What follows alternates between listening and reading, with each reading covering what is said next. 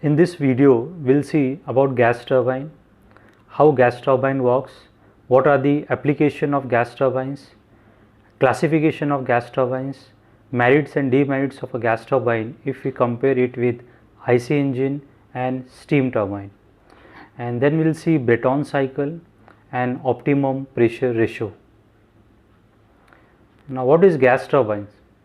Now gas turbine, it is a continuous internal combustion engine which is used to generate the mechanical work and power. Now looking to the diagram, the gas turbine, it consists of air intake, compressor, combustion chamber, turbine and exhaust.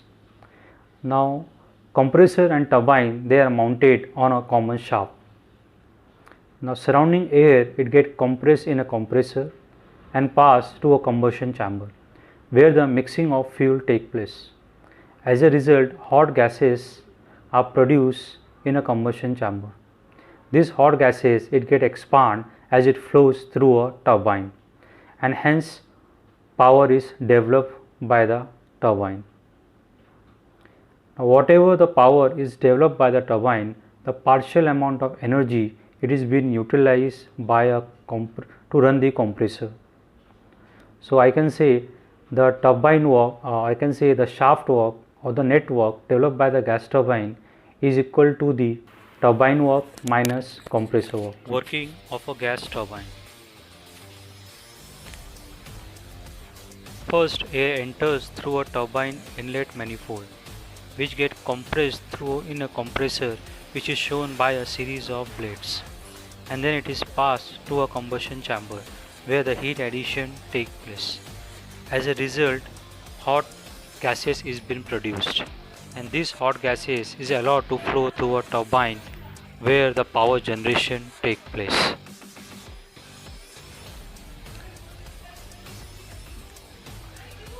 Now the power generated, it can be used for providing electricity and heat. Gas turbine. Application of gas turbine. It is used in aviation first, it is used in second power generation, it is used in third oil and gas industries, it is used in fourth marine propulsion. Now the efficiency is not only a criteria for the selection of gas turbine for these applications. Now we use gas turbine in aviation and in marine propulsion. It is not only because of its efficiency, it is because of its light in weight. If you compare gas turbine with a steam engine and IC engine, gas turbine, it is low in weight. Now gas turbine is also used in power generation because it required lack of cooling water. Now gas turbine is also used in oil and gas industries because any cheaper fuel can be used for the power production and low installation cost. Gas turbines are broadly classified into two types. Number one, constant pressure combustion of gas turbine, which is further classified into open cycle constant pressure gas turbine, and number two is closed cycle constant pressure gas turbine. It is also classified into a constant volume combustion gas turbine.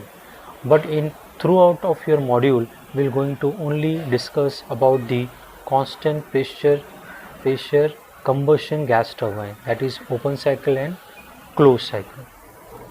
Now if you look a merit and a demerit of a gas turbine over a IC engine. Now first is the merits of a gas turbine over IC engine. Now number one, the mechanical efficiency of a gas turbine is up to 95%, which is quite high as compared with the IC engine, which is 85%. Now this is because IC engine has a large amount of sliding parts compared with the gas turbine.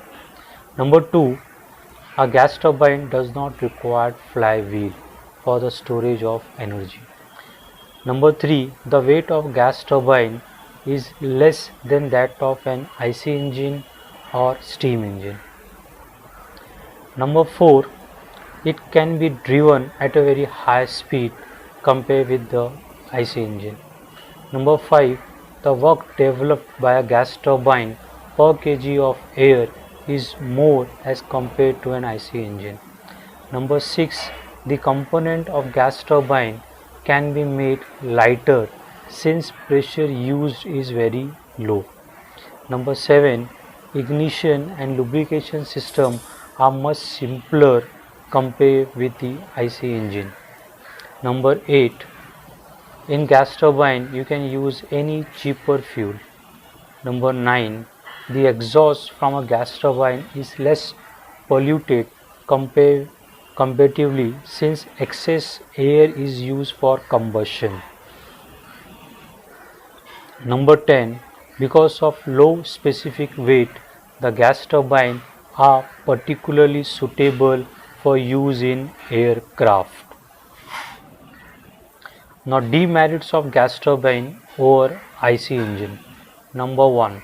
The thermal efficiency of a gas turbine is low as compared with the IC engine. Number 2. With wide operating speed, the fuel control is comparatively difficult in gas turbine. Number 3. Due to high operating speed of gas turbine, it is compulsory to have a speed reduction device. Number 4. It is difficult to start a gas turbine as compared to an IC engine. Number 5. The gas turbine blades need a special cooling system. Number 6. Low thermal efficiency at part load in gas turbine. Number 7. Because of high temperature and centrifugal force, the life of the combustion chamber in gas turbine and blade is small. Now the merits of a gas turbine over a steam turbine. Now capital and running cost of a gas turbine is less. Number 2. For the same output, space required in gas turbine is less. Number 3. Starting is more easier and quick in gas turbine compared with the steam turbine, where we first start to boiler, then the set of steam turbine and so on. Number 4. Weight of a gas turbine is much less compared with the steam turbine. Number 5. Gas turbine can be installed anywhere compared with the steam turbine. Number 6. Control of gas turbine is much easier than with the steam turbine. Number 7. As we know, boiler along with accessories is not required in gas turbine compared with the steam turbine. Now the Brayton cycle of a gas turbine or a Joule cycle. The gas turbine, it is based on Brayton cycle. Now the schematic diagram of an open cycle gas turbine is as shown below. Now in this diagram it consists of compressor, turbine which is mounted on a common shaft, combustion chamber, and we have a air inlet and exhaust. Now the surrounding air, it is been compressed in a compressor.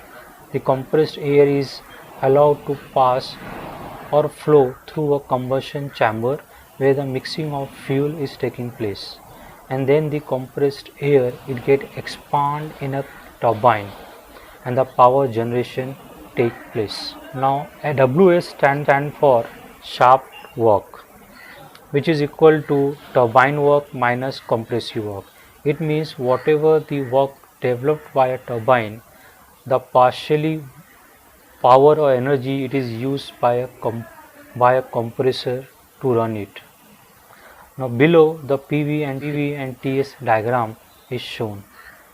Now process 1 to 2 is an isentropic compression process, where process 2 to 3 it is an constant pressure heat addition process, and the process 3 to 4 it is an isentropic expansion process, and the process 4 to 1 it's a constant pressure heat rejection process.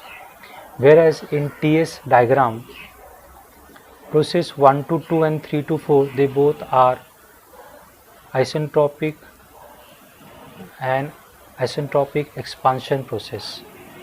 Now 1 to 4 and 2 to 3, they represent the constant pressure lines. So these are all our constant pressure lines, where this line P1 and P4 are same, whereas at this point P2 and P3 are same. Now process 1 to 2, it represent isentropic compression process, where the entropy remains the constant. Where process 2 to 3, heat addition process, where the pressure 2 and 3 remain constant. And process 3 to 4, it is again an isentropic expansion process, where entropy remain constant, that is at 3 and 0.4. And 4 to 1, it's a constant pressure heat rejection process. Now we'll see the assumption of Breton cycle. In Breton cycle, number 1, working fluid is air which behaves like an ideal gas. Number 2, all the processes are reversible and there are no unplanned heat losses. Number 3, changes in kinetic and potential energy are negligible. Number 4, there are no losses in ducting and in combustion chamber in gas turbine. Number 5, specific heat do not change with temperature. In reality, the specific heat gate changes, but it is the assumption that we are considering that there is no change of specific heat with temperature. Last, mass of fuel is neglected. Now we'll see cycle, each cycle like 1 to 2, it is called as isentropic compression process. As you all seen, it is in this cycle the surrounding air is compressed isentropically, which we call PV raised to gamma is constant in the compressor from pressure P1 to pressure P2, and the work of compressor, that is WC, which is also known as compressive work, which is given by mCp T2 minus T1, as 2 and 1, as it is a process 1 and 2, so we take T2 minus T1. Now the next process 2 to 3, it is called heat addition process. In this we calculate the heat supplied Q2 to 3 as mCp T3 minus T2. Now heat is added in combustor in this process and its temperature is raised from T2 to T3, therefore P2 is equal to P3. Now next process, it is the isentropic expansion process 3 to 4. Now hot gases at T3, it is expand in gas turbine isentropically up to atmospheric pressure P1, and work developed by turbine is Wt. Now Wt, it has been calculated as is equal to mCp T3 minus T4, where T3 indicate the maximum temperature. Now next process, heat rejection process 4 to 1. Now in this process, heat is rejected by exhaust gases at constant pressure. Now we will see how to calculate the shaft work, which is also known as net work. The shaft work is equal to Wt minus Wc, which is equal to mCp T3 minus T4 minus mCp into T2 minus T1. Now how to calculate the cycle efficiency? So this is the basic formula to calculate the cycle efficiency, which is equal to shaft work divided by heat supplied. Now shaft work, it is also already calculated above, mCp T3 minus T4 minus mCp T2 minus T1 divided by mCp T3 minus T2, which is heat supplied at process 2 to 3. Now if I resolve it, I will get 1 minus T4 minus T1 divided by T3 minus T2. Now if I substitute the value of T2 and T3, isentropic process. Now in isentropic process, T2 upon T1 is equal to P2 upon P1 raised to gamma minus 1 upon gamma, and isentropic expansion process, that is T3 upon T4 is equal to P3 upon P4 raised to gamma minus 1 upon gamma. Now as we know P3 is equal to P2 and P4 is equal to P1, then we can say T3 upon T4 is equal to P2 upon P1 raised to gamma minus 1 upon gamma. Now if I substitute T2, that is T2 is equal to T1 into Rp raised to gamma minus 1 upon gamma, where Rp indicate the pressure ratio.